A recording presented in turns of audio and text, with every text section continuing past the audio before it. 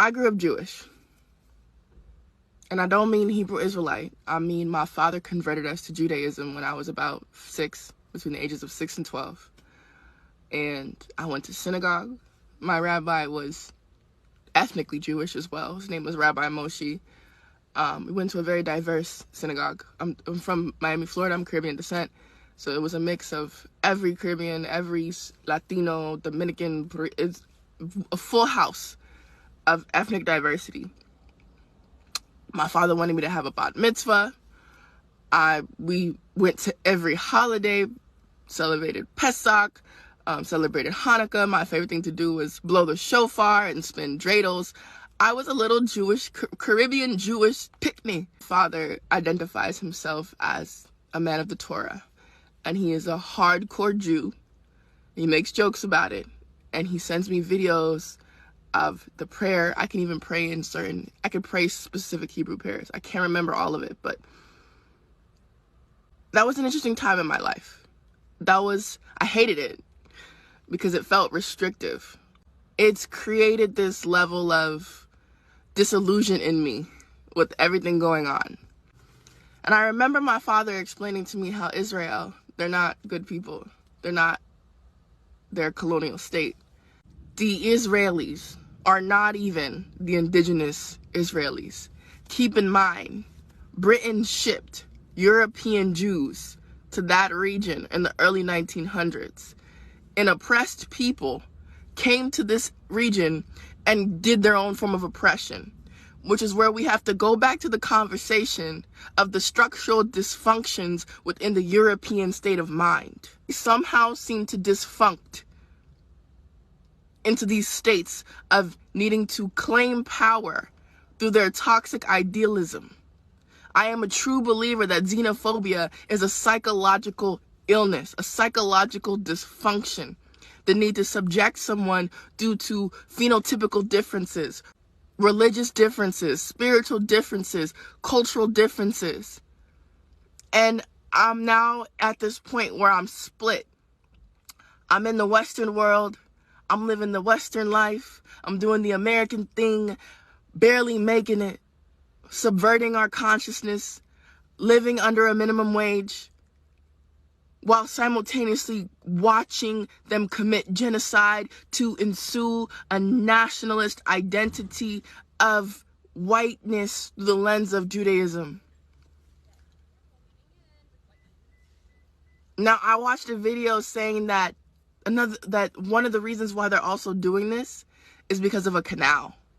I would love for everyone to comment about that. But they're trying to build a canal, and that the canal that separates Egypt from, I think, the Middle East, it makes $9 billion a year. So they're trying to take that part of the land and create another canal. Israel, France, Britain, and the US is all in on it. It feels like it's too late. They have the monopoly on violence because of their weaponry. We funded the corporations, which the corporations funded the development of weaponry, which allowed the development of monopoly on violence. It's very simple. It's a very simple succession. And if we don't acknowledge these things, we are going to continue to live in the cycle, because guess what? As soon as we click off our TikTok pages, we are going back out here and funding the corporations through consuming their medicine, through consuming their food, through consuming their technology. And it's like, on one level, it's very hard to stray away from these corporations because they've monopolized basic resources. But collectively, if we ever want to redirect the narrative, one, we need to elect a new billionaire. That's my new narrative, and I'm going to post a video about that. 2, we need to redirect the dollar. And 3, we need to acknowledge the powerhouse that TikTok gave us. We are now the manufacturers. We can redirect a large portion of funding. Now, it's hard. I keep going back to the thought process. It's a little too late. They got the monopoly on violence. Their weaponry is out of this world. How are we going to defeat someone who's willing to shoot you for just standing and existing? Willing to torture you for just breathing? How do you really combat that? But if there's a will, there's a way. So I'm asking everyone to really, really put this into your narrative, into your conceptualization. And this applies to me too, because I'm not absolved from it. I do my best to stay away from certain corporations, McDonald's. I don't even eat that for health reasons. That's literally the number one reason why they got us locked up now, mentally and emotionally.